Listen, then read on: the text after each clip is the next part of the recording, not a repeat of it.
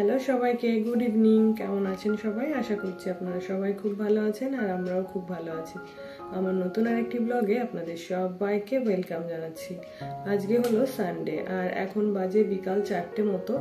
আর এখন থেকে আজকে আমার ব্লগটা শুরু করছি।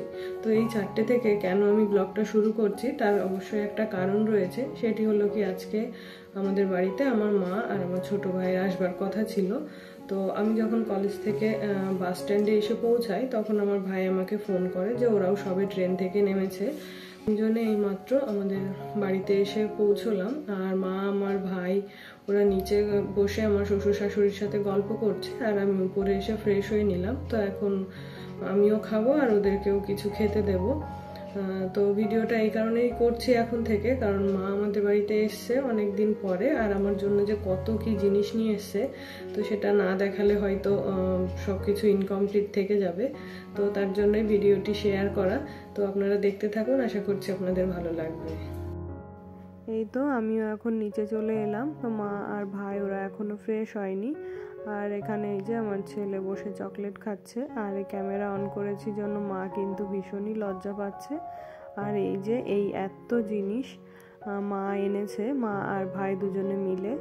তো আমি আর আমার শাশুড়ি মাথায় হাত দিয়ে চিন্তা করতে বসে গিয়েছি যে কোন জিনিসটা কোথায় রাখবো আর এগুলো কবেই বা খেয়ে শেষ করব। আর এর মধ্যে কিন্তু সবটাই ছিল মিষ্টি খাবার, বেশিরভাগটাই ছিল মিষ্টি খাবার। তারপরে আমরা এই যে উপরে এসে সন্ধ্যাবেলা আমি আর মা গল্প করছিলাম। তার মধ্যে আমার ভাইয়ের বউ আবার ফোন করেছিল, তো মা ওর সঙ্গেই কথা বলছিল। আর এখন হলো সন্ধ্যাবেলা, তো ফ্রিজে কিছু চিকেন ছিল, তো সেটা দিয়েই ভাবছি যে আজকে ক্রিসপি চিকেন করব। তো চিকেনটা আমি কিছুক্ষণ আগে ম্যারিনেট করে রেখেছিলাম। প্রথমে চিকেনগুলোকে এরকম লম্বা লম্বা টুকরো করে কেটে নুন আর ভিনিগার দিয়ে 5 মিনিট মতো মেখে রেখেছিলাম। তারপরে একটু আদা আর রসুন গ্রেট করে দিয়েছিলাম একটু লঙ্কার গুঁড়ো, 2টো ডিম, একটু কর্নফ্লাওয়ার, একটু ময়দা আর chilli sauce, tomato ketchup, soya sauce, এগুলো দিয়ে ভালো করে মেখে কিছুক্ষণ রেখে দিয়েছিলাম। আর ওর মধ্যে কিছু বেকিং সোডা আর কিছুটা পরিমাণ বেকিং পাউডারও দিয়েছিলাম। তো এখন এই যে এগুলো আমি ডিপ ফ্রাই করে নিচ্ছি। তো এটা কিন্তু বেশি হাই ফ্লেমে ভাজা যাবে না, লো ফ্লেমে ভাজতে হবে, তাহলে কিন্তু ঠিকঠাকভাবে ভাজা হবে। আর আমি একটা এই যে চেক করে নিলাম, তো দেখলাম যে না, একদম পারফেক্ট ভাজা হয়েছে। তো আমি এগুলো মাকে কখনো আগে করে খাওয়াইনি। তো যখন মায়ের কাছে যাই তখন কিন্তু মায়ের পছন্দ মতো রান্নাবান্না করে আমাদেরকে খাওয়াই। তো এই সমস্ত খাবার তৈরি করে মাকে আর খাওয়ানো হয় না। আর আমিও যে কত কিছু রান্না করতে শিখেছি সেগুলো মাকে কোনোদিন করে খাওয়ানো হয়নি। তো মাকে আজকে করে খাওয়াবো বলে এই রান্নাগুলো করছি। তো এখানে আমি একটু পেঁয়াজ আর ক্যাপসিকামও কেটে নিয়েছি, এটি এই যে এখন ব্যবহার করব। তো আমার যেহেতু অনেকগুলো চিকেন ছিল তাই আমার টোটাল 4টে ব্যাচে আমি ওটাকে ভেজে নিয়েছিলাম। তো ওই চিকেন ভাজা তেলটাই এখানে অল্প করে নিয়েছি। তারপরে কেটে রাখা ক্যাপসিকাম আর পেঁয়াজগুলোর মধ্যে দিয়ে দিলাম। তো এটা দিয়ে একটা সস তৈরি করব, সেটা এখন করে নিচ্ছি। তো এর মধ্যে দিয়েছিলাম সামান্য একটু নুন যাতে সবজিগুলো সেদ্ধ হয়ে যায়। তারপরে দিলাম একটু চিলি সস, টমেটো কেচাপ আর দিলাম একটু সয়া সস। এখানে দিলাম একটু রেড চিলি পাউডার, দিচ্ছি 2 চামচ চিনি। তো এটাকে এবার ভালো করে মিশিয়ে নেব। তারপরে এই যে ভেজে রাখা চিকেনগুলো এর মধ্যে দিয়ে দিলাম। তো এটাকেও আবার ভালো করে মিশিয়ে নেব। আর এই তো এটা মেশানো হয়ে গেলেই আমার ক্রিসপি চিকেন রেডি। মা কিন্তু আমাদের এখানে অনেক দিন পরেই এসছে। তো মা অনেক দিন পরেও এলেও এই খাবার যে আমি এই প্রথমবার এনেছে আমার জন্য তা কিন্তু নয়। এর আগে পরে 1 মাস পর বা 2 মাস পর বা 6 মাস পর পর আমার হাজবেন্ডের কাছে বা আমার ভাইদের কাছে এই সমস্ত খাবার করে পাঠিয়ে দেয় মা। আর এই তো ক্রিসপি চিকেন রেডি, এখন আমি সবার জন্য সার্ভ করে দেব। তো আমি অনেক দিন আগে এই ভিডিওটি আমার ইউটিউবে শেয়ার করেছিলাম, তো সেটি দেখেই আবার এটি করলাম। আর এই তো এখন দেখায় মা কি খাবার দাবার এনেছে। তো এটা হলো দুধ চিতই পিঠা, এটি বাড়ির থেকেই তৈরি করে এনেছে। তো পিঠাগুলো এত ভালো হয়েছে, একটাও কালো হয়নি বা পুড়ে যায়নি আর এত সফট হয়েছে।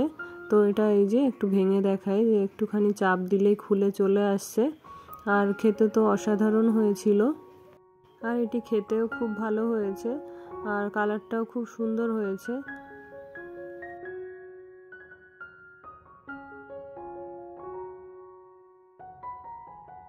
এই তো এখানে এনেছে শুধু চিতই পিঠা, মানে শুকনো এগুলো। আমার শ্বশুর মশাই এগুলো শুধু শুধু খেতে পছন্দ করেন, ওই জন্য এনেছে আর কি। আর এখানে এনেছে খেজুরের গুড় এই চিতই পিঠা খাবার জন্য। আর যেই সমস্ত পিঠে আমাদের বাড়িতে তৈরি করার নিয়ম নেই সেই সমস্ত পিঠেগুলো মা আমাকে এখানে তৈরি করে দিয়ে যাবে।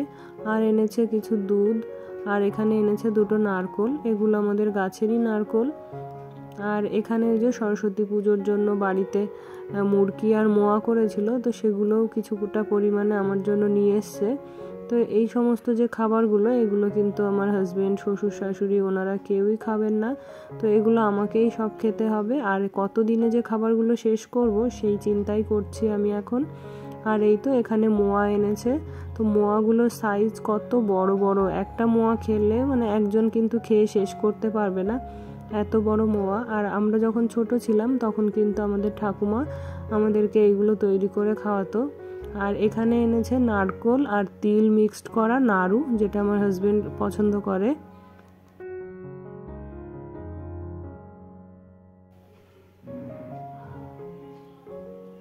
তারপরে চলে এলাম এখানে এনেছে কিছু ফল আর মিষ্টি তো ছিলই, সেগুলো নিচে রেখে এসেছি। আর ফল কিছুটা বাবা মার জন্য নিচে রেখে এসেছি, আর কিছুটা আমি নিয়ে এসেছি।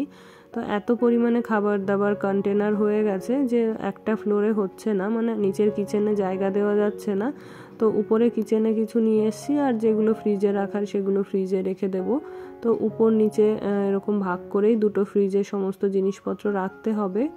আর এখানে এনেছে ফুচকা, তো এই ফুচকাগুলো কিন্তু আমাদের এখানেও পাওয়া যায়, কিন্তু এত ঝামেলা কে করবে, ওই জন্য আর কি আমি এগুলো কিনি না। যদি খাওয়ার ইচ্ছে হয় তো ফুচকার দোকানে গিয়ে খেয়ে চলে আসি। তো আমার মা, ভাইয়েরা, ভাইয়ের বউরা বাড়িতে এগুলো করে খায়, তো সেই ভেবে আমার জন্যও নিয়ে এসছে।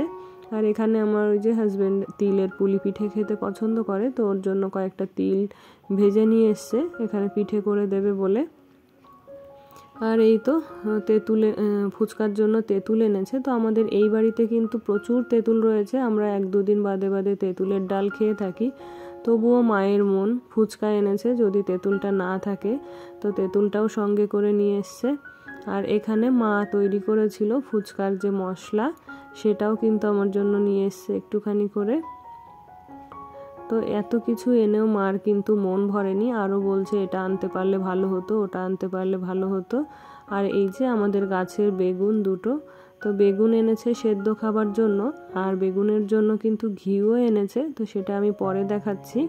আর এখানে এনেছে এই যে চুষি পিঠে, তো এটা তৈরি করে রোদ্দুর দিয়ে ভালো করে শুকিয়ে এনেছে, যাতে আমি ঘরে রেখে অনেক দিন পর্যন্ত এটা খেতে পারি অল্প অল্প করে।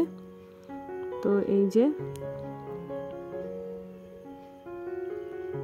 আর এখানে এনেছে খোয়া ক্ষীর, এটাও আমাদের বাড়িতে তৈরি করা, মাই তৈরি করেছে, মা অথবা ভাই, আমি ঠিক জানি না, দুজনের একজন হবে। আর এখানে এনেছে ওই যে খেজুরের গুড়, এটা কিনেই এনেছে, তো ওই যে বললাম যে পিঠে করে খাওয়াবে তার জন্য গুড়। আর এটার মধ্যে রয়েছে দুধের সর, তো এটা দিয়ে কালকে ঘি করা হবে। আর ওই তো বেগুন এনেছে, তো বেগুনের সঙ্গে খাবার জন্যই ঘি আনা হয়েছে। আর ঘি ভাজা যে মানে ঘিটা হওয়ার পর যে সর ভাজাটা থাকে, ওটাও কিন্তু আমাদের বাড়িতে সবাই খেতে পছন্দ করে। আর এখানে এনেছে দেশি চিকেন, তো চিকেনটাকে ভালো করে কেটে পরিষ্কার করে একদম মানে রান্নার জন্য রেডি করে নিয়ে এসছে। তো এটা আজ আর করবো না, এটা কাল পরশু করব একদিন। তো এটা আমি ডিপ ফ্রিজে রেখে দিয়েছি, তো যখন করব তখন আর কি বের করে নেব। তারপরে এখানে এনেছে চালের গুঁড়ো, তো এটা দিয়ে ওই যে পিঠে তৈরি করে খাওয়াবে আমাদেরকে, মানে আমার শ্বশুরবাড়িতে যে পিঠেগুলো তৈরি করার নিয়ম নেই। আজকের ভিডিওটি তবে এখানেই শেষ করছি, দেখা হবে নেক্সট ব্লগে। সেই সঙ্গে সবার সুস্থতা কামনা করে আজকের মতো বিদায় চেয়ে নিচ্ছি। ধন্যবাদ।